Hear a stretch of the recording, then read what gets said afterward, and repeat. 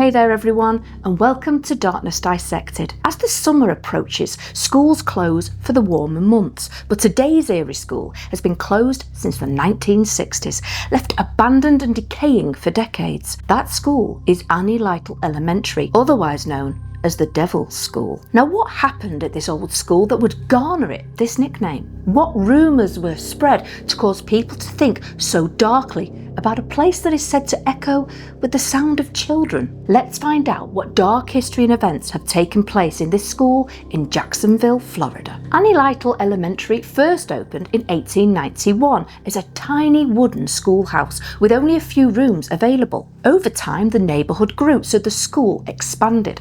But then disaster struck when the school was declared a fire hazard and shut down. This was after Jacksonville experienced a terrible fire, one that was so ferocious it burned down much of the city. So it was back to the drawing board, but this time when the school was rebuilt, it was larger and made of brick for safety. Due to it being the fourth public school in Jacksonville, it was called Public School Number 4 and became the county's second biggest school with around 775 students. Side note, the new building was built by Rutledge Holmes, an architect with a successful career. Sadly, his last few years of life were filled with heartbreak. When his wife died in 1925, Holmes had to be hospitalised for a while. After relocating to the Panhandle, he set up a new business, but on May 2nd, 1929, after a night of drinking heavily, he ended his own life. And the note he left behind screams what his state of mind was like at the end. Do not notify anyone. I have some pains in the region of my heart. Should I die, I would like to be wrapped in one of my camping blankets and buried under some pretty trees in the country in an unmarked grave. Take what I have in Quincy for the trouble. That's heartbreaking. But now, back to the elementary school. After being known as Public School Number 4 for a while, it was then renamed again, calling it Annie Lytle Elementary School after a former teacher and principal. Annie Lytle was a native of Yellow Springs, Ohio, but moved to Jacksonville with her family in 1883, teaching at the school from the age of 18. By 1914, Annie was promoted to principal, just before construction of the new school began. Students who knew her claimed she was a strict teacher who taught structure, having students line up and march into school, and was known for being stern amongst the students. Annie retired in 1949, giving 35 years of her life as principal, and such dedication deserved honouring. The following year after her retirement, the school was renamed.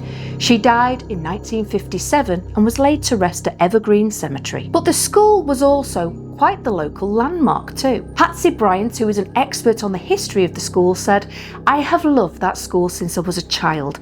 We would ride by there on the way to my aunt and uncle's house, and it just fascinated me. Many of us are like that." The school's end came about, or was hastened, by the construction of what then became Interstate 95. Work began on the Fuller Warren Bridge in 1954, which was part of the growing expressway network that marked a new era of car manufacturing. Sadly, the expressway eventually took out a section of Riverside Park, which ceased access to the school for the neighbourhood it served. In March 1960, the school finally closed. For the next decade, the property was used for storage by the school district until 1971, when the school was left abandoned. Sadly, after this time, the school became the local hangout for teenagers, and they used it for all the usual things kids get up to, including graffiti. It was around this time that seriously dark rumours started to swirl amongst the locals. Stories that the school was not quite so squeaky clean, but held dark secrets. And now, the teachers were not around to hide them. Rumours became worse when in 1995 a fire raged through the auditorium, destroying part of the roof by a cave-in. Thus, the Devil's School was born, with a second fire in 2012 set by vandals that destroyed what was left of the auditorium. In the year 2000, Duval County declared Annie Lytle Elementary School as a historic landmark. With this, the school was protected from further vandalising,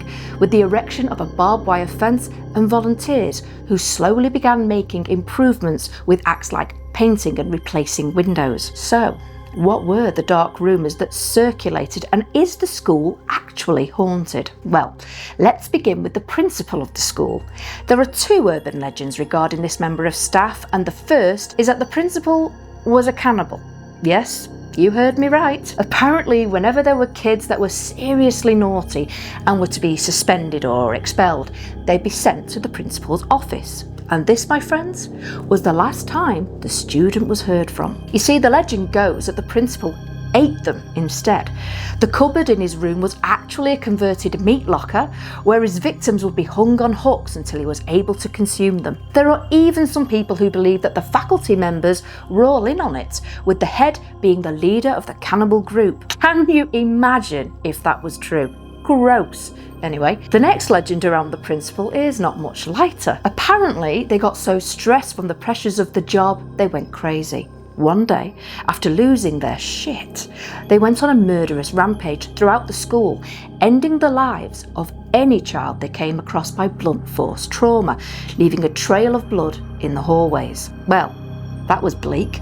Can you imagine being the last principal of the school and hearing these rumours about yourself, or any of the faculty members for that matter? But it seems that the faculty were not the only ones under attack. The janitor of the school was not much better. Here, the legend goes that the janitor would watch the students, picking out ones that he liked the look of. When he had chosen his victim, he would kidnap them and bring them down to his boiler room. At this point, Freddy Krueger is coming to mind for me. But unlike Krueger, the janitor boiled the child alive. After a while and many victims later, one student managed to escape, but during their struggle for freedom, it seems the student knocked into some equipment that caused it to malfunction, resulting in an explosion. The fire tore through the school, causing the death of multiple students. After the school was repaired, stories of spirits of lost children started to swirl, and some faculty members were left so distraught they had to quit their jobs. How horrible are these legends so far, dissectors?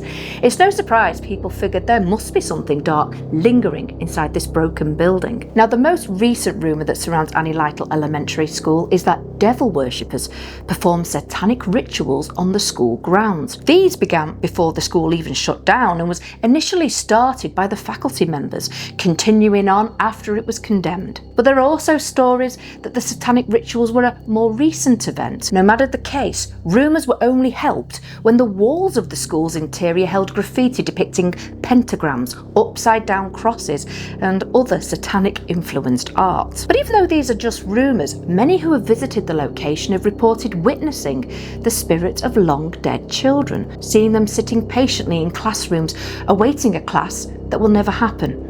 There are the sound of children talking and laughing heard throughout the corridors of the school. And lastly, they've also been seen playing outside. Are they actually experiencing anything? Or do the urban legends trick people's minds into seeing something that really isn't there?